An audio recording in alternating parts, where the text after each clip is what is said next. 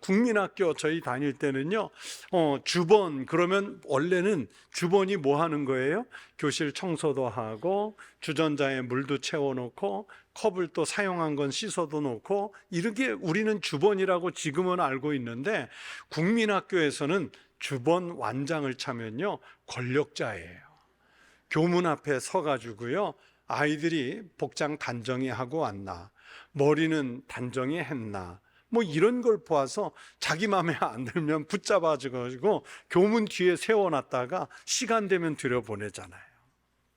제가 그 고등학교 다닐 때는 학도호국단, 그때는 군사시대니까 학도호국단이 있었잖아요. 저희 세대는 학도호국단 그 간부를 제가 했었는데, 그러다가 학도호국단 간부들이 돌아가면서 규율부를 했어요. 그러면 여기 흰 완장에다가 까만 글씨로 규율 딱 써가지고 차렷 자세로 교문 앞에 40-50m 쫙 규율부원들이 서서 딱 이러고 눈알만 뺑뺑 돌리면서 이제 지나가는 학생들, 단추는 제대로 잠겼나, 호크는 제대로 채워졌나, 머리는 입으로 잘 짧게 잘렸나, 뭐 이런 양말은 유색을 신지 않았을까, 이걸 감시해서 규율부한테 걸리면 기합을 받는 거예요. 그러니까 이 규율이라는 완장이 힘 있는데, 그 규율 완장을 차고 교문 앞에 서는 날은 저도 모르게 어깨에 힘이 들어가는 거예요. 그러면서 이 규율부 앞을 그 당시에는 지나가는 게, 규율부가 쭉 늘어선 게 40-50m밖에 안 되지만 그 규율부 앞을 지나가는 학생들은요 마치 4-5km 지나가는 것처럼 힘이 든 그 거리였단 말이에요. 그런데요 여러분, 세상은 그렇게 완장을 찰 사람이 필요한지 모르겠지만, 그러나 교회와 그리스도인 공동체는 완장을 찰 사람은 필요하지 않습니다. 십자가를 질 사람이 필요하고 섬길 사람이 필요한 것이 교회이고 그리스도인 공동체입니다. 하지만 오늘날 현실은 그렇지 않습니다. 이미 우리는 교회 안에 직분이라고 하는 것이 계급이 됐고 완장이 됐어요. 목사라는 완장을 차고 힘을 쓰려고 합니다. 또 장로라는 완장, 권사라는 완장, 한수 집사라는 완장, 이 항존의 직분이 계급이 됐고 완장이 됐어요. 그래서 이 직분의 이름을 정말로 갖고 싶어 하면서, 그럼에도 불구하고 그 직분이 됐을 때는 직분에 맞는 섬김은 잘 감당하고 있지를 않습니다. 그래서 선거 때만 되면 누굴 세워도 똑같지 않을까, 그런 걱정을 하면서 우리는 선거에 임하게 되지요. 그런 면에서 성경은, 그리고 우리 기독교의 역사는 하나님을 섬기고 세상을 섬길 사람을 찾는 역사라, 이렇게 말할 수도 있습니다. 어느 시인은, 무명의 시인은 이렇게 썼습니다. 사람 때문에 삶이 행복하고 사람 때문에 가슴이 막막할 때가 있다. 정말 많은 사람들을 만나다 보니까요, 만나기 전부터 그 사람 생각하면 행복해요. 만나고 나면 행복해요. 그런데 만날 생각하면 가슴이 막 답답해지는 사람이 있어요. 만나고 나도 가슴이 시원하지가 않은 사람이 있어요. 그러면 나는 다른 사람에게 어떤 사람인가를 생각하면서 가슴을 막막하게 하는 사람이 아니라 타인의 삶을 행복하게 할 수 있는 사람이 되어야 하지 않겠습니까? 사람을 찾아서 적절한 곳에 세우는 것은 정말 중요한 일입니다. 국가도 그렇고 회사도 그렇고 학교도 그렇고, 우리가 가정을 꾸미기 위해서 배우자를 찾는 일도 그렇습니다. 사람이 사는 곳에서는 어떤 일을 바르게 해나가기 위해 사람들을 바로 세워야 합니다. 그래서 사람을 세우는 일에 모든 공동체는 그렇게 신중해지지요. 그런데 그렇게 어렵게 뽑아 놓아도 기대에 못 미치는 사람이 있는가 하면, 기대도 안 했던 사람이 그 공동체에 크게 유익을 주는 그런 경우들도 많이 봐요. 그래서 아무튼 사람을 잘 골라야 합니다. 인사가 만사라는 말이 있잖아요. 하나님의 일도 마찬가지입니다. 여러분, 성경을 읽을 때마다 느끼는 일인데, 이 성경의 말씀들은 하나님께서 사람을 찾으시는 내용이라고 해도 과언이 아닙니다. 이스라엘이 위기에 빠졌을 때 그 위기를 해결하기에 적합한 사람을 찾으셨습니다. 이스라엘 백성들이 영적 위기에 빠졌을 때는 그 상황을 개혁할 만한 인물을 찾으셨습니다. 하나님의 신앙을 회복시키려는 계획이 있으시거나 하나님의 말씀을 전하시고자 하실 때는 하나님의 말씀을 대언할 사람들을 찾으시는 것을 볼 수가 있습니다. 이사야 선지자가 6장 8절에서 말씀하지요. 내가 누구를 보내며 누가 우리를 위해 갈고, 하나님께서 이렇게 보낼 만한 자를 찾으시는데, 여러분, 이것은 비단 이사야 선지자 한 사람을 향해 주신 말씀이 아니라 모든 성경의 인물들에게, 그리고 오늘날도 동일하게 내가 누구를 보내며 누가 교회를 위해서 일꾼으로 세워질까, 그러면서 하나님이 여전히 질문하고 계세요. 하나님은 어느 시대든지 그 일에, 그 시대에 가장 적합한 사람을 찾으셔서 사람을 통해서 하나님의 일을 감당하게 하셨습니다. 그렇게 이 하나님이 사람을 쓰시는 것은 변함이 없습니다. 그래서 하나님의 일은 언제나 사람을 찾으시는 것에서부터 출발하시죠.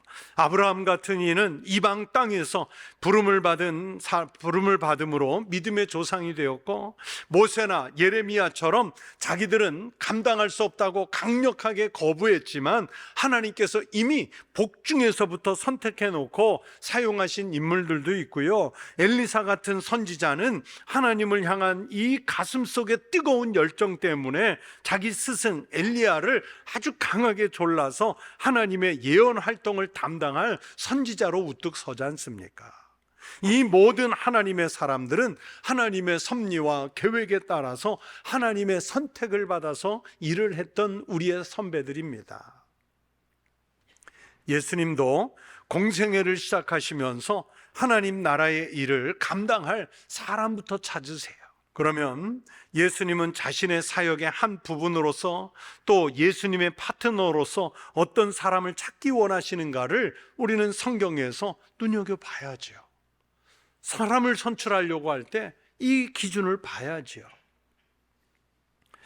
여러 차례 이스라엘 성지를 순례하다 보면요, 항상 그 스케줄을 주일 한번 꼭 끼지 않습니까? 그러면 주일 예배를 언제나 갈릴리 호수에서 배를 빌려서 갈릴리 호수를 운행하면서 예배를 드려요. 우리 교회끼리 주일 예배를 드리는데, 그 갈릴리 호수에 떠서 예배를 드릴 때마다 늘 저는 습관처럼 그 생각이 들어요.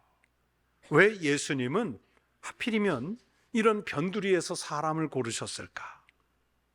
예루살렘에 가면 훨씬 더 똑똑하고 훨씬 더 좋은 사람들, 훨씬 더 종교적이고 훨씬 더 경건한 사람들이 많았을 텐데, 왜 예수님은 이곳에서 별 볼 일 없는 사람들을 택하셔서 제자로 만드셨을까? 왜 예수님은 이곳의 사람들이 하나님의 일에 적합한 사람들이라고 판단하셨을까? 이런 묵상을 하죠. 갈릴리 호수의 그 베드로 기념교회, 수위권 교회, 이런 또는 그 마을의 상황들을 보면서 제 나름대로 결론을 내렸어요. 갈릴리 호수 주변에 살던 예수님의 제자들은 이런 성격을 가졌기에 예수님의 제자로 하나님의 일꾼들로 부름을 받았겠다. 오늘 성경에 보면 그 성품들이 나와요. 첫째, 예수님이 택한 제자들은 단순했습니다. 첫 제자들은 예루살렘 사람들과 비교하면 무식했거나 계산적이지 않았겠지만 복잡하게 생각하지 않았어요. 그들은 하나의 일만 알고 그 일에 적극적으로 매달리던 사람들이지요. 오로지 한 가지밖에 모르는 사람들이어서 하나님의 일에 적합하다는 판정을 받았습니다. 또 두 번째, 이 사람들은 매우 평범한 인물들이에요. 이 사람들은 당시의 이스라엘 사람들로서 어디서나 볼 수 있는 평범한 성품을 지닌 사람들이었다는 것이 중요합니다. 완장을 채울 만한 능력이 전혀 되지 않는 수준의 사람들이라는 말씀입니다. 여러분, 우리 예수님이 왕궁으로 오시지 않고 마구간으로 오신 것과 같은 원리예요. 예수님도 세상에 오신 그 환경만 보면 너무 흔한, 어쩌면 너무 약한 존재로 말씀이 육신이 돼서 그 모습으로 우리에게 찾아오셨잖아요. 또 세 번째, 예수님이 처음 선택한 이 성경 속의 제자들은 바로 응답하는, 즉각적인 성품을 가지고 있었습니다. 비록 너무 빨리, 때로는 불같이 급한 성격 때문에 가끔 예수님께 책망을 당하기도 하고 곤혹에 빠지기도 하지만, 그러나 한번 작정한 일에는 뒤로 미루지 않고 말씀을 듣자마자 바로 실행하는 그 즉각성이 있어서 하나님의 일꾼들로, 예수님의 제자로 선택될 수 있었습니다. 그렇게 단순하고 평범하며 즉각적인 그분들이 예수님과 손발을 맞추어서 하나님의 일을 하는 데는 당연히 그만이었습니다. 오늘 본문이 바로 그 사실들을 우리에게 제시하고 있어요. 오늘 말씀은 예수님께서 공생애를 시작하시면서 본격적으로 하나님의 일을 하시기 위해 처음 시작하시는 일이, 그래서 사람 찾는 일이잖아요. 그 찾으시는 대상이 갈릴리 주변의 사람들, 좀 더 구체적으로는 그곳에서 물고기 잡는 어부들, 그러면서 그 가운데 핵심은 베드로라는 인물을 부르시는 장면입니다. 여러분, 세상에는 부자인 사람, 많이 배운 사람, 똑똑한 사람, 어디에나 맡겨도 한 자리 할 수 있는 사람은 많아요. 그들도 아마 하나님께서 당신들을 부르십니다 그러면 달려올지 몰라요. 그러나 오늘 본문 말씀의 주인공 베드로는 그런 화려한 수식어들과는 거리가 꽤 먼 사람입니다. 우리가 아는 베드로는 이런 사람이지요. 어부였습니다. 이 직업은 그리 존경받는 직업도 아니었고 예수님 당시에는 천민들에게 가까운 직업이었어요. 베드로는 학문이 없는 무식한 사람이었습니다. 그에게는 아내가 있었고 장모가 그 호수 근처가에 살고 있었다는 것을 우리는 성경을 통해 알 수 있어요. 그리고 이 베드로는요, 가진 것도 없으면서 성질은 불같이 급하고 직설적인 사람이었습니다. 그런데도 예수님은 제자들을 찾으시면서 첫 번째로 베드로를 선택하셔요. 예수님은 베드로의 외형적인 조건을 보고 택한 것이 아니라 베드로의 내면 속에 잠재되어 있는 하나님을 향한 사랑과 성품과 잠재된 능력을 보셨지요. 처음으로 예수님을 만나는 이 베드로의 모습에서 오늘 교회가 찾는 하나님의 사람은 어떤 사람일까를 발견할 수 있습니다. 베드로의 어떤 성품이 그를 첫 번째 제자, 수제자로 만드셨을까요? 첫째, 베드로는 순종할 줄 아는 사람이었습니다. 순종할 줄 아는 사람. 인간적 판단으로 볼 때는 지금 이 시간에 깊은 데로 가서 그물을 던져봐야 건질 것이 없는 상황이에요. 그런데 그 불가능한 상황 속에서 순종함으로 그물을 던지잖아요. 말씀하시니까 제가 순종해서 그물을 던집니다. 자기의 경험상 물고기가 올라올 시간도 아니고요, 이미 밤새 동안 일을 했기 때문에 빨리 마무리하고 집에 가서 쉬고 싶은 그런 분위기의 시간이에요. 그리고 보세요, 자기는 어부였고요, 대놓고 얘기하면 예수라는 사람 목수인데, 여러분 굳이 갈릴리 호수에서 누가 전문성이 있어요? 베드로 자기가 전문가란 말이에요.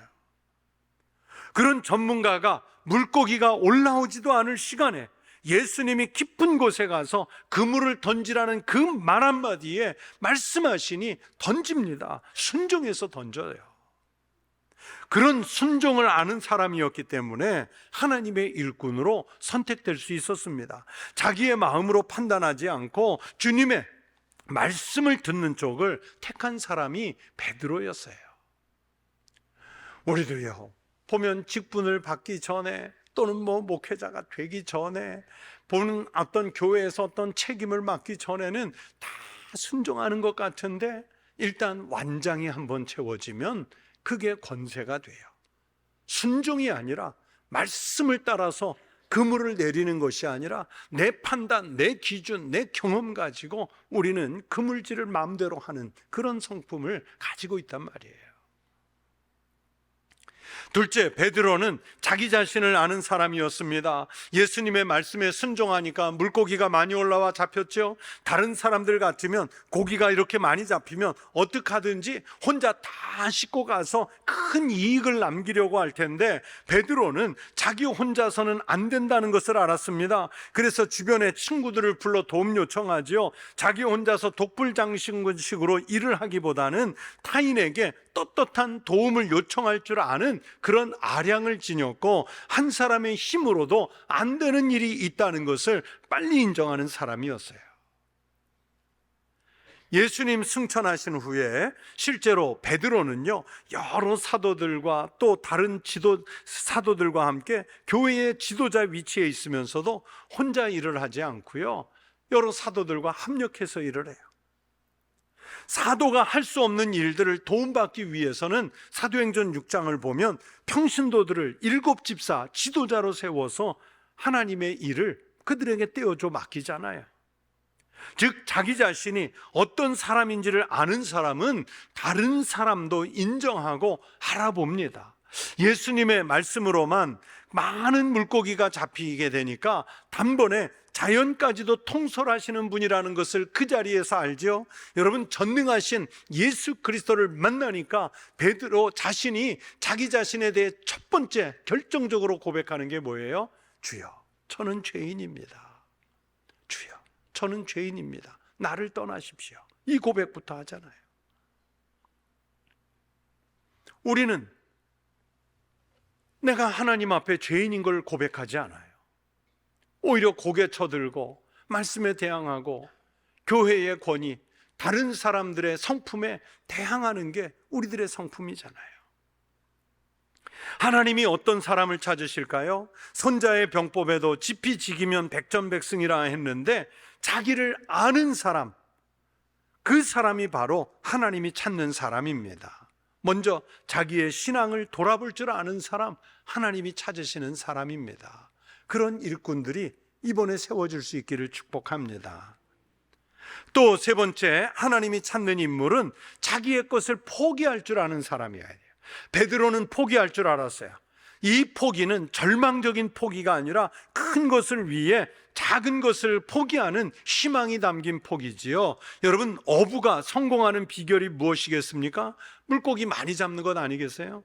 비록 한 번이지만 예수님을 만난 베드로는 이 순간만큼은 최고의 성공을 거두었습니다. 그러나 베드로는 그 성공에 집착하지 않았고 그 성공을 자기 것으로 만들지 않았어요. 그래서 11절에 이렇게 말씀합니다. 그들이 배들을 육지에 대고 모든 것을 버려두고 예수를 따르니라. 모든 것을 버렸대요.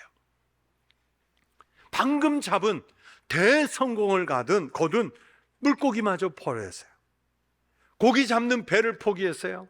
그물도 버렸습니다. 이제 베드로는 어부로서 성공할 수 있는 모든 도구들을 버렸어요. 인간적으로 살면서 갖추어야 하는 조건들을 내려놓았다는 뜻이에요. 그러나 여러분, 이렇게 진짜 성공한 사람은 작은 일에 얽매이지 않습니다. 어부로서 가진 모든 것을 포기한 베드로를 향해 주님은 사람을 낚는 어부로 성공하게 하시죠. 사람을 낚는 그물이 되게 하십니다. 그리고 거두어 올린 사람들을 머물게 하는 어부의 배로 만들어 주셨습니다. 하나님은 그렇게 포기할 줄 아는 베드로가 하나님의 일에 적합한 사람이라고 간파하고 제자로 부르셨어요. 고대 철학자 중에 헤라클리투스는 이런 말을 남겼습니다. 훌륭한 사람은 모든 것을 버리고 그 중에 단 하나를 선택한다. 그것은 즉 선택한 단 하나는 사멸해 가는 것을 버리고 영원한 것을 취하는 것이다. 베드로를 비롯한 예수님의 제자들이 그런 것이었어요.